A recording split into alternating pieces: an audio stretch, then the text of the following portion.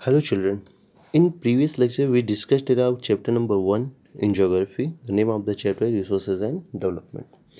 हम लोग डिस्कस कर रहे थे आपके जियोग्राफी के चैप्टर नंबर 1 रिसोर्सेज और डेवलपमेंट के बारे में, जहां मैंने आपका पहला टॉपिक स्टार्ट किया था रिसोर्सेज, और उसके मैंने रिसोर्सेज का डेफिनेशन क्लियर किया था।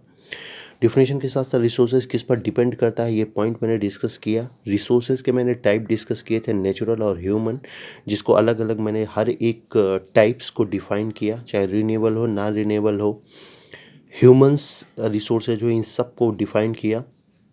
आगे मैंने रीनेबल के भी दो पार्ट्स बताए थे, कॉन्टिन्यूस और बायोलॉजिकल, जिसे आप समझ गए होंगे। आगे मैंने आपसे डिस्कस किया था कि किस प्रकार रिसोर्सेज को बांटा गया है, किन किन आधारों पर, किन किन बेस्ड पे इन्हें बांट दिया गया है। उसमें सबसे पहले मैंने बताया था आपको ओरिजिन, जिसमें बायोटिक और अबायोटिक डिस्कस किया। सेकंड मैंने बोला था एग्जॉस्टिबिलिटी, जिसमें रिनेबल और नॉन रिनेबल मैंने डिस्कस किया। थर्ड वन मैंने बताया था ओनरशिप, ओनरशिप में मैंने individual, community, national, international discuss किया। फोर्थ वन मैंने बताया था स्टॉक एंड डेवलपमेंट, जिसमें potential, developed stock and reserve के बारे में बात किया था। इतना सब कुछ मैं पिछले टर्म पे डिस्कस किया था, और मैंने बोला था आपसे कि आप घबराइए मत, इन सब वर्ड्स को मैं एक्सप्लेन करूंगा। आइए आज एक्सप्लेन करते हैं इन सारे वर्ड्स को और समझते हैं इनके बारे में। तो सबसे पहला लेते हैं ओरिजिन के आधार पे जो रिसोर्सेज को डिवाइड किया गया, उसका पहला पार्ट है बायोटिक। बायोटिक क्या है?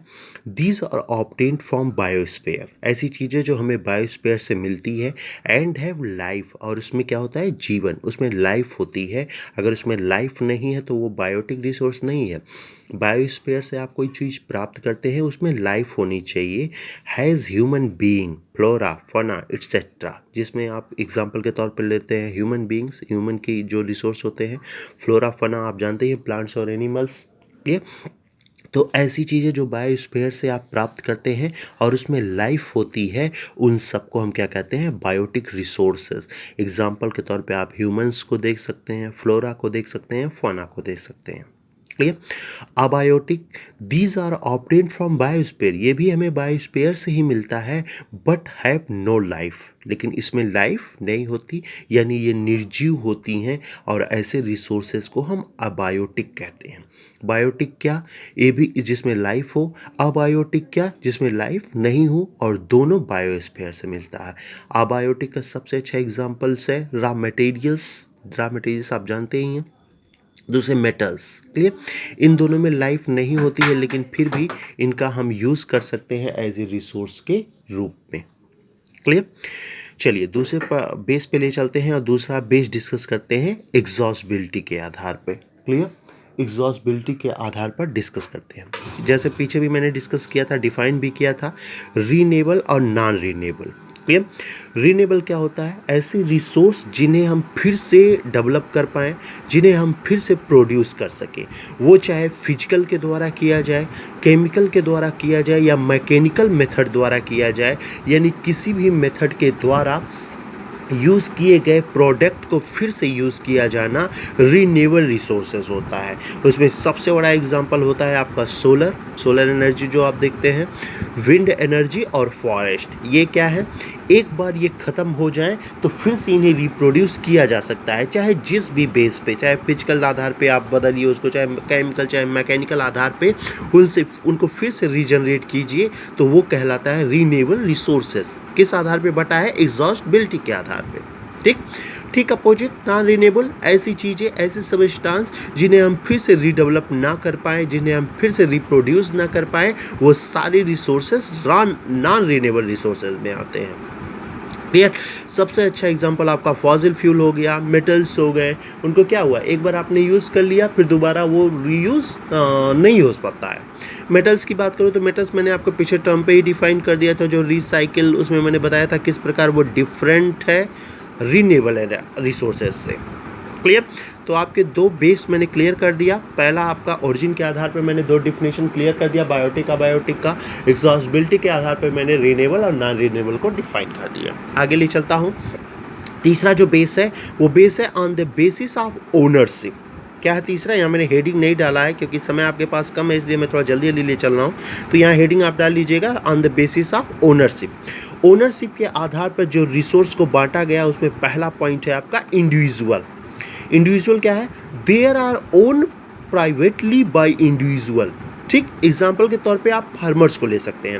हालांकि गवर्नमेंट ही फार्मर को लैंड दी है, जो लैंड दी जाती है फार्मर्स को वो गवर्नमेंट के द्वारा ही दी जाती है, लेकिन निश्चित तौर पे वो एक तरह का वो ज़मीन जो होता है वो इंडिविजुअल होता है। वो बोलता है ना, बोलता है ऐसे कि ये मेरी ज़मीन, तो ज़मीन क्या होता है उस फार्मर के नाम के हो जाता है। तो ऐसे जो वहाँ रिसोर्स आते हैं उन्हें हम कहते हैं इंडिविजुअल रिसोर्सेज।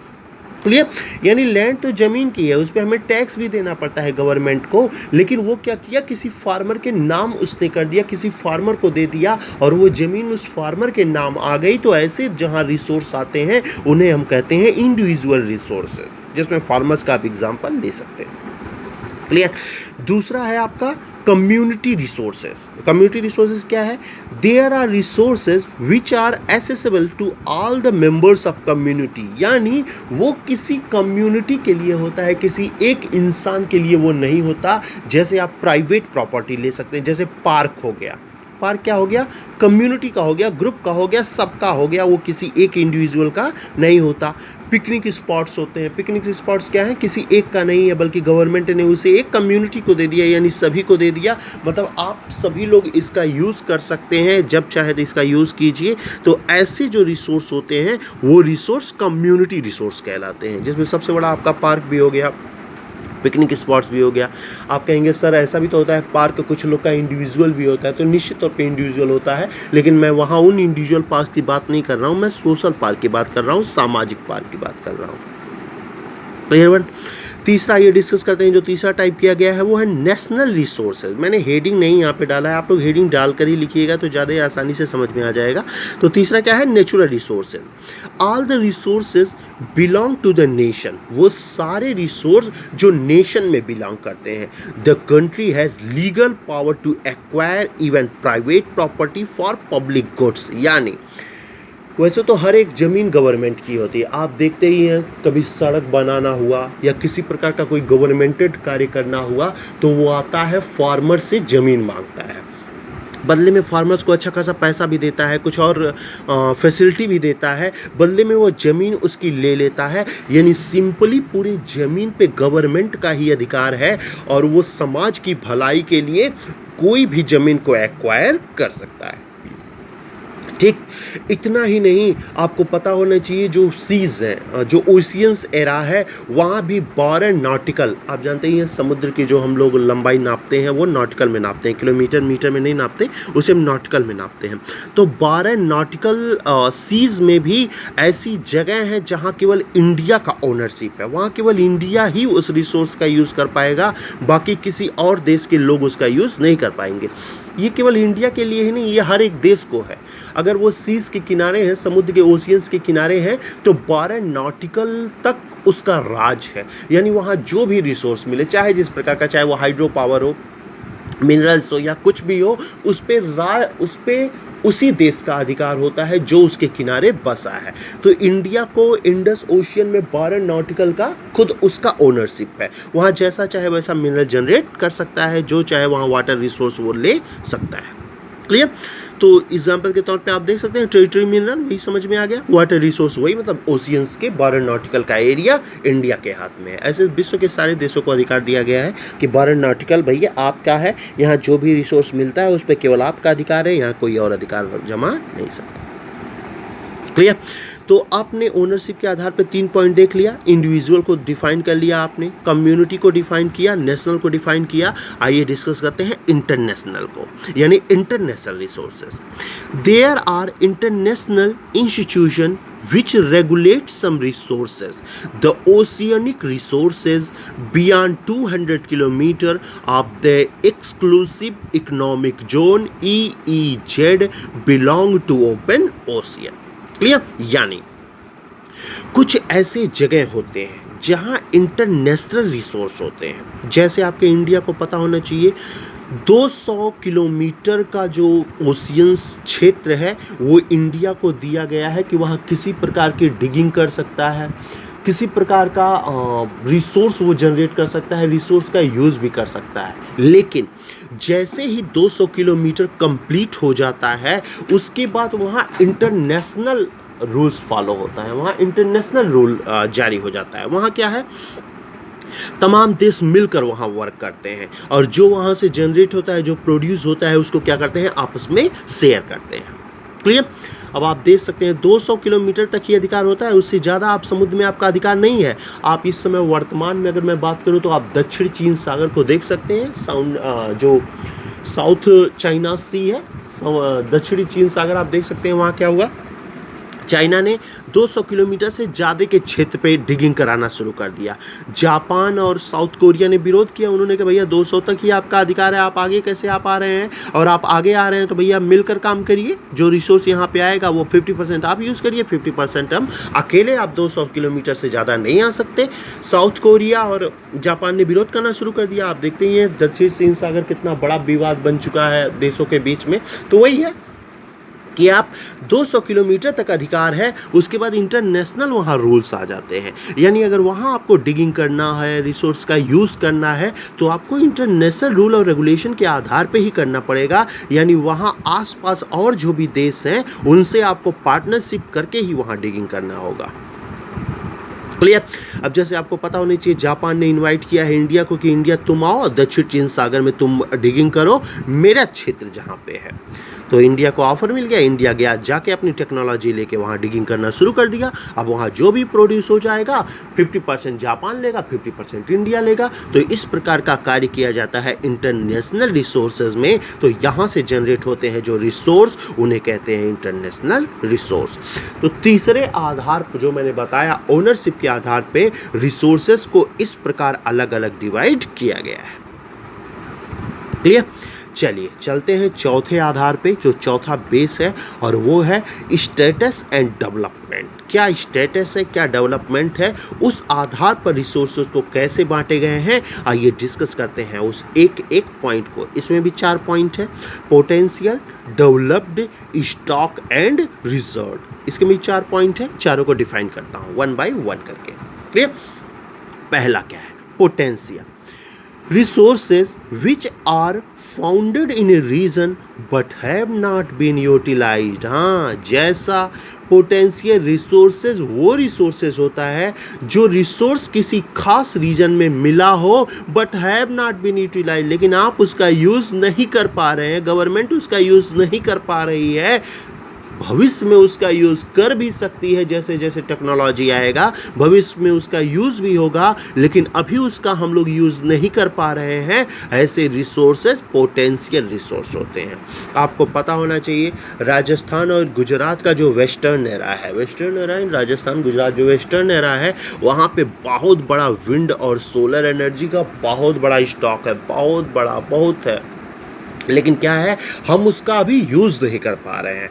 भविष्य में उसका यूज़ जरूर करेंगे, 2-4 सालों में उसका हम लोग जरूर यूज़ करेंगे, लेकिन अभी हम उसका यूज़ नहीं कर पा रहे हैं। तो ऐसे रिसोर्सेज को हम क्या कहते हैं, पोटेंशियल रिसोर्स। क्लियर?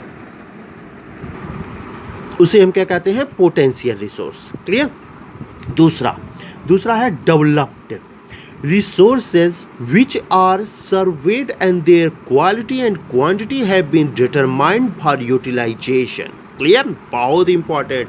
ऐसे रिसोर्स का जिनका हम सर्वे किए और उनकी क्वालिटी और क्वांटिटी को डिटरमाइंड किया और उसका हम यूज़ कर रहे हैं, उनको कहते हैं डेवलप्ड रिसोर्सेज। यानी ऐसे रिसोर्सेज जो हैं तो ज़रूर, लेकिन हम यूज़ नहीं कर पा रहे हैं, भविष्य में यूज़ करेंगे, वो हो गया पोटेंशियल।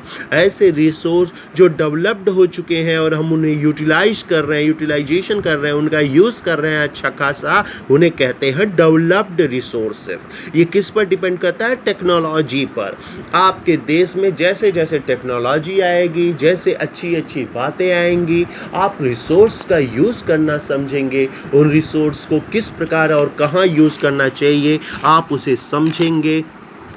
ठीक है, ये किस पर डिपेंड करेगा, टेक्नोलॉजी पे। टेक्नोलॉजी अगर आपके देश में नहीं आई भैया, तो आप उस रिसोर्स का यूज़ ही नहीं कर पा रहे हैं, तो वो पोटेंशियल में चल गया। आप उसका यूज़ करने लगे तो वो आपका डेवलप्ड में चला गया। तो इस प्रकार डिफरेंस कर सकते हैं पोटेंशियल रिसोर्सेज और डेवलप्ड रिसोर्सेज में। एक बार फिर बता दूं, इन दोनों का डिफरेंस एग्जाम में भी आता है, तो आपके लिए बड़ा इंपॉर्टेंट है।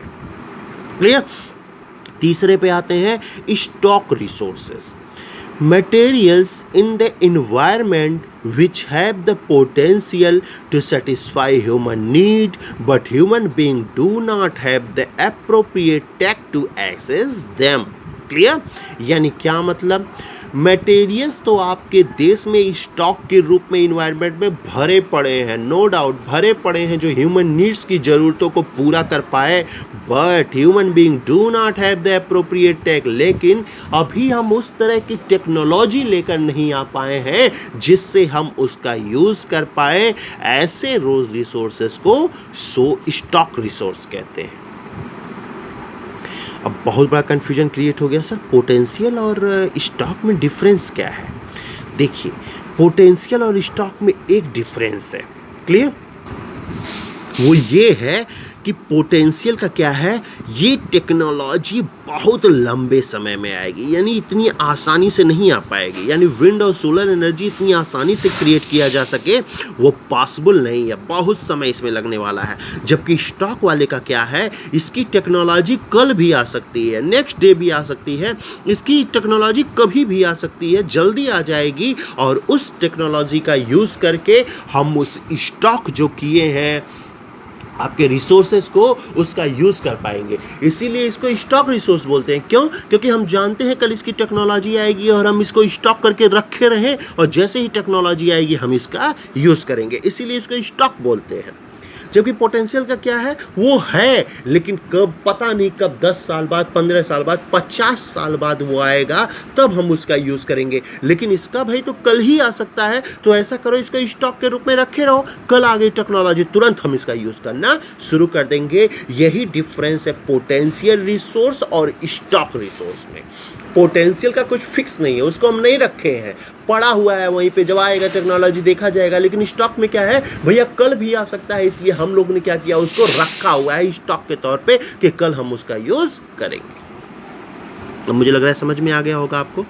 चौथा पॉइंट ले चलते हैं और वो करते हैं रिजर्व्ड रिसोर्सेज। रिजर्व्ड क्या, ऐसी चीज, ये स्टॉक का ही सबसेट है, एक तरह से समझिए, सबसेट ऑफ स्टॉक, मतलब ये स्टॉक के ही अंतर्गत आप समझ सकते हैं रिजर्व को। इसमें क्या है, आपने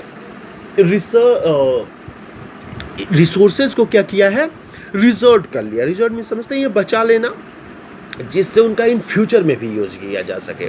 आप क्या है, आपके समय तमाम प्रकार की टेक्नोलॉजी आ चुकी है, निश्चित तौर पे आप रिसोर्स का बहुत प्रकार से यूज़ भी कर रहे हैं, लेकिन कुछ ऐसे रिसोर्स को बचा के रखना पड़ेगा जो फ्यूचर में यूज हो सके। फ्यूचर के लोगों को भी तो रिसोर्स चाहिए, उनको भी तो आखिर सर्वाइव करना है खुद को, उनको भी सोसाइटी में अपना एक रेपुटेशन मेंटेन करना है। तो क्या करेंगे, आप कुछ रिसोर्स को रिजर्व करके रखेंगे, can be used in future, जिन्हें आप फ्यूचर में यूज़ कर पाएँ। और उसका सबसे बड़ा आप एग्जांपल दे सकते हैं रिवर वाटर का हाइड्रो इलेक्ट्रिक पावर। यानी जहाँ जहाँ रिवर्स है आप देखते हैं गवर्नमेंट क्या कर रही है, वहाँ पे हाइड्रो इलेक्ट्रिक इंजन इस्टेब्लिश कर रही है, जिससे हाइड्रो इलेक्ट्रिक पावर जनरेट कर सके।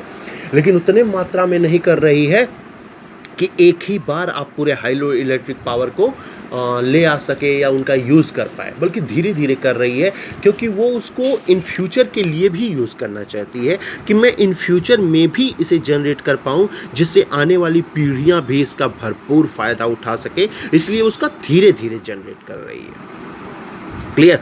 तो आज आपका वीडियो मैं यहीं पे रोकता हूँ, यहीं पे नेक्स्ट वीडियो में डिस्कस करूँगा डेवलप्ड इन रिसोर्सेज, यानी दूसरा टॉपिक डेवलप्ड पॉइंट उठाऊँगा।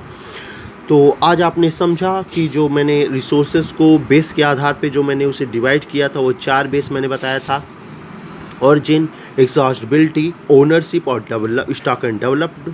और उन बेसिस के आधार पे मैंने अलग अलग किस तरह उसको डिवाइड किया गया वो भी मैंने बताया। जहां आपको मैंने ओरिजिन के आधार पे बताया बायोटिक, अबायोटिक, एग्जॉस्टिबिलिटी के आधार पे मैंने बताया रीनेबल, नॉन रीनेबल, ओनरशिप के आधार पे मैंने 4 बताया, इंडिविजुअल, कम्युनिटी, नेशनल और इंटरनेशनल। चौथा जो पॉइंट था स्टेटस और डेवलप्ड के आधार पे भी मैंने आपको 4 प्रकार से रिसोर्सेज बताए हैं, potential, developed, stock and reserved.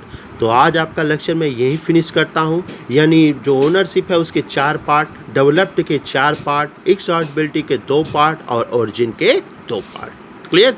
4, 4, 8 to 10 to 12 part आज आपने डिस्कस किया और 12 पार्ट का आप डेफिनेशन आप क्लियर कर लीजिएगा। डेफिनेशन सबका लर्न रखिएगा क्योंकि आपके क्वेश्चन अच्छे खासे इन्हीं सारे पॉइंट से बनाए जाएंगे। क्लियर, एक बार फिर मैं आपको क्लियर कर दूं, 4 अगस्त को आपका पेपर है। उस पेपर शुरू होने से पहले आपके ज्योग्राफी का चैप्टर नंबर 1 मैं फिनिश कर दूंगा। हिस्ट्री का भी मैं चैप्टर नंबर 2 आपका फिनिश कर दूंगा, जो मैंने लगभग 2 वीडियो में उसका आपको अपलोड कर चुका हूं। इसलिए आपका रिक्वेस्ट है, ज्योग्राफी अगर आप पढ़ रहे हैं तो ज्योग्राफी पढ़िए ठीक, लेकिन जो मैंने हिस्ट्री का 2 वीडियो अपलोड किया था चैप्टर नंबर 2 का, उसको भी देख लीजिए क्योंकि नेक्स्ट 2 वीडियो में मैं आपकी ज्योग्राफी कंप्लीट कर दूंगा। क्लियर, यानी 27, 28 को आपका ज्योग्राफी कंप्लीट हो गया और 29, 30 को मैं आपका हिस्ट्री भी कंप्लीट कर दूंगा। इसलिए अगर वो 2 वीडियो आप देखे रहेंगे तो आगे आपको समझने में बड़ी आसानी होगी। इसलिए ज्योग्राफी के वीडियो को देखने के साथ साथ आप हिस्ट्री के भी चैप्टर नंबर 2 के उन दोनों वीडियो को देख लीजिए जो मैंने अपलोड किया है, क्योंकि मैं आपकी हिस्ट्री बहुत ही जल्द स्टार्ट करने वाला हूँ।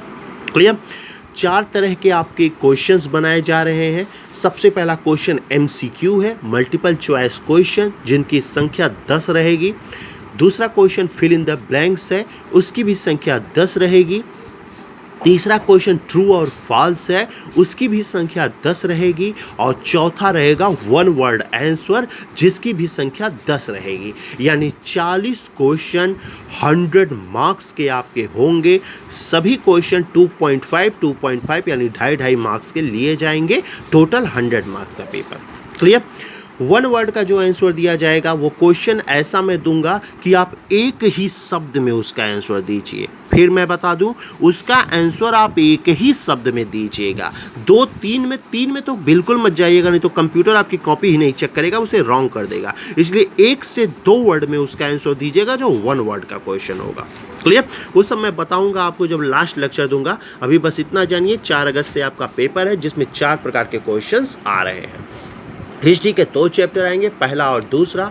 सिविक्स का पहला चैप्टर आएगा और आपके ज्योग्राफी का भी पहला चैप्टर आएगा। यानी 4 चैप्टर आपके SST के आ रहे हैं। तो आज से ही आप अपनी तैयारी शुरू कर दीजिए। आप निश्चित तौर पर तैयारी शुरू भी कर चुके होंगे, काफ़ी बच्चे कुछ तैयार भी कर चुके होंगे। जो नहीं तैयारी कर रहे हैं वो शुरू हो जाइए आप लोग तैयारी करना, क्योंकि 4 अगस्त से आपका प्री क्वार्टरली एग्जाम है। क्लियर, तो मिलते हैं नेक्स्ट वीडियो में। ज्योग्राफी के कुछ अन्य टॉपिकों, डेवलप्ड इन रिसोर्सेज के बारे में वहाँ मैं डिस्कस करूँगा। यानी ज्योग्राफी के चैप्टर 1 का दूसरा पॉइंट मैं स्टार्ट करूँगा, डेवलप्ड को। क्लियर, तो मिलते हैं नेक्स्ट वीडियो में। Thank you.